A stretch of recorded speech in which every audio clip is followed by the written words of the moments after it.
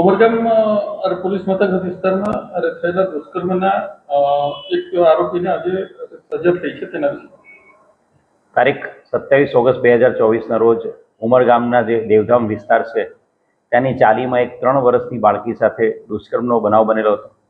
બનાવની ગંભીરતાને ધ્યાને રાખીને તાત્કાલિક નવી ભારતીય ન્યાય સંહિતાની કલમ 65(2) અને પોક્સો મુજબ ગુનો દાખલ કરવામાં આવ્યો હતો.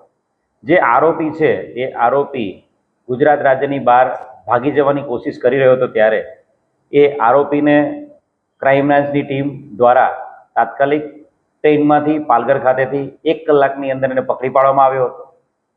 આરોપીને પકડી પાડ્યા બાદ એક સ્પેશિયલ ઇન્વેસ્ટિગેશન ટીમ આ ગુનાની ગંભીરતાને અને સંવેદનશીલતાને ધ્યાને રાખીને બનાવવામાં આવી હતી, જેમાં ડાયરેક્ટ ડીવાયએસપી દવે સાહેબના માર્ગદર્શનમાં અલગ અલગ 8 અધિકારીઓની ચૂંટણીના ટીમ દ્વારા આ તમામ કેસની તપાસ કરવામાં આવી હતી. સમગ્ર તપાસમાં ફોરેન્સિક નિષ્ણાતોની હાજરીમાં પંચનામું, આરોપીને સાથે રાખીને ઘટનાનું રિકન્સ્ટ્રક્શન, સાથે સાથે આરોપીના કપડાં અને મોબાઈલ ફોન કબજે કરવાના, એની સાથે સાથે મેડિકલ ચકાસણી અને મેડિકલ એક્સપર્ટના ઓપિનિયન, ગુનાને લગતા તમામ સીસીટીવી ફૂટેજીસ, એની કોલ ડિટેલ અને એની સાથે સાથે એની ફોરેન્સિક જે મુદ્દામાલ મળે એની ફોરેન્સિક તપાસ અને એ ઉપરાંત એક્ઝિક્યુટિવ મેજિસ્ટ્રેટ સમક્ષ આરોપીની ઓળખ પરેડ અને ઘટનાને નજરે જોનાર સાહેબોના ભારતીય નાગરિક અને વલસાડ જિલ્લાના ઇતિહાસમાં રેકોર્ડ બ્રેકિંગ 9 દિવસમાં 470 પાનાનું ચાર્જશીટ રજૂ કરવામાં આવ્યું હતું. આ ગુનાની ગંભીરતાને ધ્યાને રાખીને જિલ્લાના સ્પેશિયલ પબ્લિક પ્રોસિક્યુટર આપણા અનિલ ત્રિપાઠી સાહેબ એમના દ્વારા આ કેસમાં ડે ટુ ડે બેઝિસ પર હિયરિંગ કરવામાં આવ્યું હતું.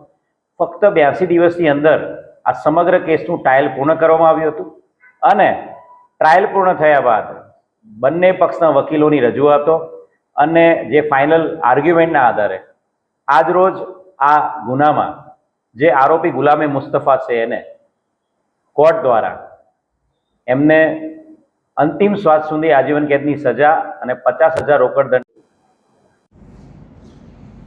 આ કેસમાં આરોપીને सजा સુધી પહોંચાડવામાં કયા કયા महत्वपूर्ण मुद्दाओं साबित थे?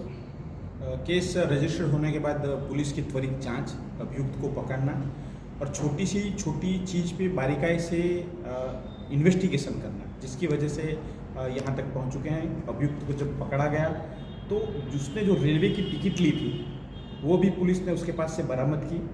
उसके अलावा घटना के दौरान उसको चोट आई थी क्योंकि वहाँ पे कितने गवाह थे जिन्होंने उनके साथ हाथापाई की थी उसको पकड़ने के लिए, तो उसमें उसको चोट आई थी. उसके अलावा पीड़िता को भी इस घटना में चोट है उसके प्राइवेट पार्ट्स पे हुई थी, जिसकी जांच तुरंत करवाई गई. अभियुक्त को तुरंत पकड़ा गया. क्वालिटी डिटेक्शन और एविडेंस की वजह से हम इसको कोर्ट में पेश कर पाए. अगर ये सही समय पे अभियुक्त न पकड़ा जाए या एविडेंस कलेक्ट ना हो तो ये गंभीर प्रकार से नुकसान कर सकता था, लेकिन त्वरित जांच की वजह से और पीड़िता ने जो गवाही कोर्ट में दी थी और मेडिकल एविडेंस के आधार पर हम इस जजमेंट पर आज पहुंच पाए हैं.